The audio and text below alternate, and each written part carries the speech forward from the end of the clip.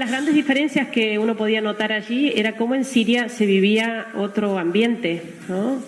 La tranquilidad y la paz que se vivía en Siria era totalmente atípica para el resto de los países que yo había conocido.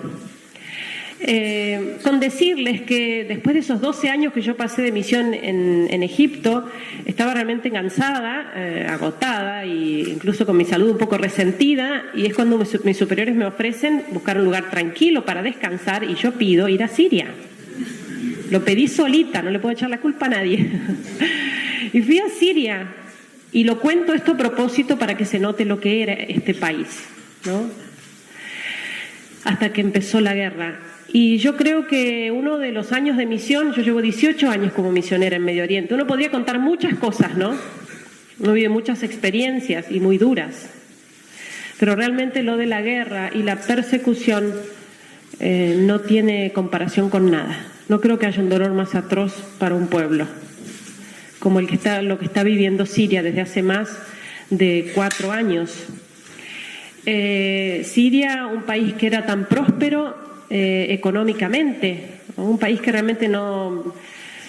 la gente vivía muy bien y lo último que se esperaba era una guerra, y aun cuando ya veíamos lo que venía pasando en el mundo árabe con la mal llamada primavera árabe, ¿no? En Siria esto de ninguna manera se esperaba. Y sin embargo llegó también. Los primeros disturbios fueron en el 2011.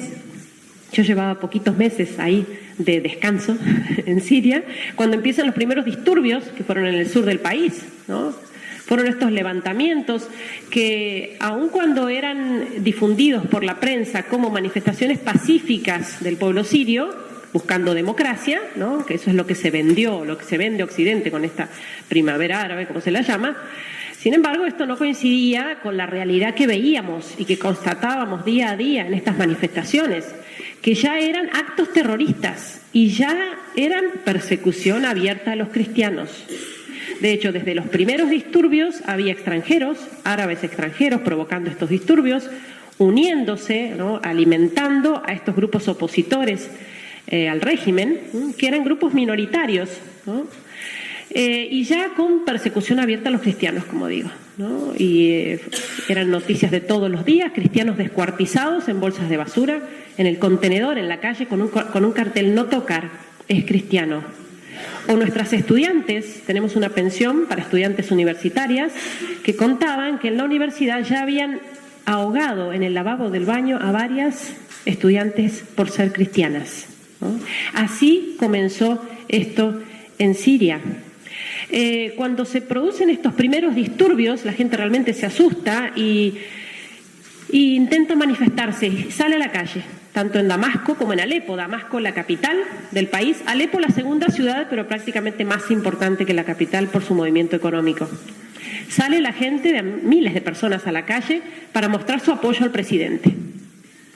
Fíjense, una cosa extraña y difícil de entender, ¿no? Porque ellos viven bajo dictadura. Pero sin embargo son años viviendo así, es el modo de gobierno que les ha funcionado, y quizás a nuestro modo occidental es difícil de entender, e incluso nos equivocamos al juzgarlos con nuestros criterios occidentales y pensar que la democracia puede funcionar para todo el mundo, ¿no? Estos pueblos se han manejado así. Hasta el momento estaban muy bien, y ciertamente no es que estaban añorando, ¿no? Los sirios, por ejemplo, en Alepo, ¿no? Envidiando las democracias o pseudo-democracias occidentales. Para nada, vivían realmente muy bien. Y en ese sentido, por eso se manifestaron, para mostrar que ellos preferían seguir como estaban antes de terminar en manos del fundamentalismo islámico, que ya lo veían venir. Es decir, para ellos es como elegir el mal menor.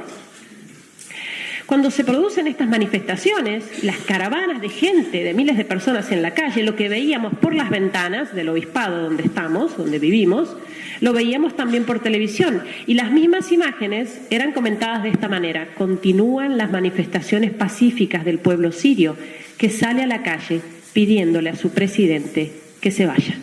Es decir, lo contrario de lo que estaban intentando expresar. Y ciertamente es uno de los grandes dolores de este pueblo, ¿no? Un gran sufrimiento, a la par de la guerra y la persecución que están viviendo, es esta gran mentira montada alrededor de esta guerra. ¿no? Es el abandono de Occidente, es el silencio cómplice de Occidente, como lo llama el Papa Francisco. Porque en realidad esta guerra en Siria tiene poco y nada de guerra civil, y en realidad fue algo armado y programado desde afuera con fines económicos, incluso hasta manipulando a estos grupos fundamentalistas, ¿no? Que aun cuando buscan acabar con los infieles, es decir, con los cristianos, ¿no? Y derribar el gobierno, en definitiva, en el fondo, lo que se persiguen son fines económicos y nadie en realidad está pensando en el pueblo. Cuando los disturbios se van multiplicando en los pueblos, en las ciudades, vemos que se van acercando a la ciudad de Alepo. Alepo, una ciudad de 5 millones de habitantes, muy próspera, una ciudad muy pintoresca y famosa además en el mundo árabe, una ciudad milenaria, pero famosa en el mundo árabe por sus grandes fiestas, eventos sociales, sus grandes comidas, ¿no? Una ciudad muy occidentalizada, una ciudad muy bonita que de un día para el otro, con la llegada de los terroristas y de los grupos armados a la periferia de la ciudad, queda en este estado, ¿no? Sobre todo en los barrios tomados por ellos. Cuando empieza ya propiamente esta guerra en Siria, nuestros superiores nos preguntan si queremos seguir allí. Nosotros no estamos obligados como misioneros a permanecer en un lugar así de riesgo. Si queríamos permanecer, teníamos que expresar nuestras razones y tener el apoyo de nuestras familias. Cada uno de nosotros lo pensó, tanto las hermanas como los padres, y queríamos quedarnos. Yo recuerdo que hablé con mi familia y le dije a mis padres, bueno, ellos sabían cómo estaba la situación, veían las noticias, les dije, me quiero quedar. Mi padre me dijo, y lo que pasa es que has estado con esta gente hasta ahora y los vas a abandonar cuando más te necesitan. Vos tenés que estar ahí. Así eso significa dar la vida, sos misionera.